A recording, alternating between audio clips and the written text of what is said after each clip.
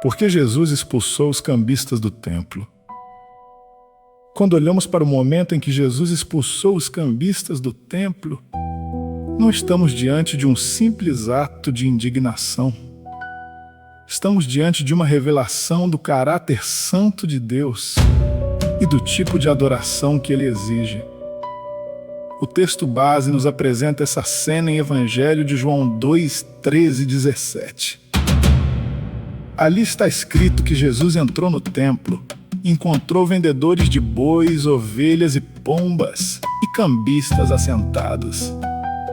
E então, ele fez um chicote de cordas, expulsou todos do templo, derrubou as moedas e virou as mesas e declarou: "Não façais da casa de meu pai casa de comércio." Mas para entender profundamente esse ato, precisamos olhar além da cena e entender o contexto espiritual. O templo foi estabelecido como um lugar de encontro com Deus. Em livro de Isaías 56:7 está escrito: "A minha casa será chamada casa de oração para todos os povos." Ou seja, o templo era lugar de oração, de comunhão, de busca sincera pela presença de Deus. Mas quando Jesus entra, ele encontra comércio, interesse, exploração. A adoração havia sido substituída por negociação, o sagrado pelo lucro. A religião havia se tornado um sistema de exploração. Em Evangelho de Mateus 21:13, Jesus declara: está escrito: "A minha casa será chamada casa de oração, mas vós a tendes transformado em covil de ladrões." Essa expressão é forte. Covil de ladrões não fala apenas de roubo literal, mas de um sistema corrompido. Muitos peregrinos vinham de longe, precisavam trocar moedas, comprar animais para o sacrifício, e ali eram explorados. Ou seja, a religião, que deveria aproximar o homem de Deus, estava se tornando um peso, uma opressão espiritual. Após esse episódio, os discípulos se lembram do que está escrito em livro de Salmos 109: "O zelo da tua casa me consumirá." Jesus não agiu por impulso, ele agiu por zelo. Zelo pela santidade, zelo pela verdade, zelo pela presença de Deus. Ele não estava apenas limpando um espaço físico, ele estava restaurando o propósito divino daquele lugar. Logo após isso, Jesus declara em Evangelho de João 2: "Destruí este templo, em 3 dias o levantarei." A Bíblia explica que ele falava do seu próprio corpo, ou seja, Jesus estava mostrando que a verdadeira adoração não estaria mais limitada a um prédio, mas centrada nele.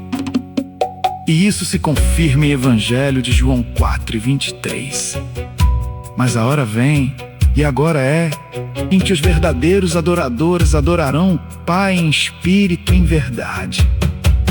O templo hoje somos nós.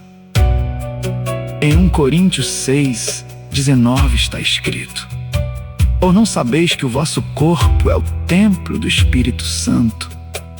Isso muda tudo. Porque agora a pergunta não é apenas o que havia no templo naquela época, mas sim o que há dentro de nós hoje. Será que existe religiosidade sem verdade, aparência sem santidade, fé misturada com interesse, um coração dividido? Jesus expulsou os cambistas, porque Deus não aceita a mistura entre o santo e o profano. Ele expulsou os cambistas, porque a adoração não pode ser negociada. Ele expulsou os cambistas, porque o templo é lugar de presença, não de interesse. E ainda hoje, ele continua purificando, continua confrontando, continua chamando. Hoje, Jesus continua entrando em templos, mas agora, o templo somos nós. E talvez ele esteja dizendo: Tira isso daqui. Isso não pertence à casa do Pai. Se há algo que precisa ser alinhado, esse é o momento. Abra o coração. Permita que Ele limpe, restaure e santifique. Que a nossa vida não seja um mercado, mas um altar. Que o nosso coração não seja um lugar de troca, mas um lugar de presença. Que Deus abençoe a sua vida e a sua família. A doce paz.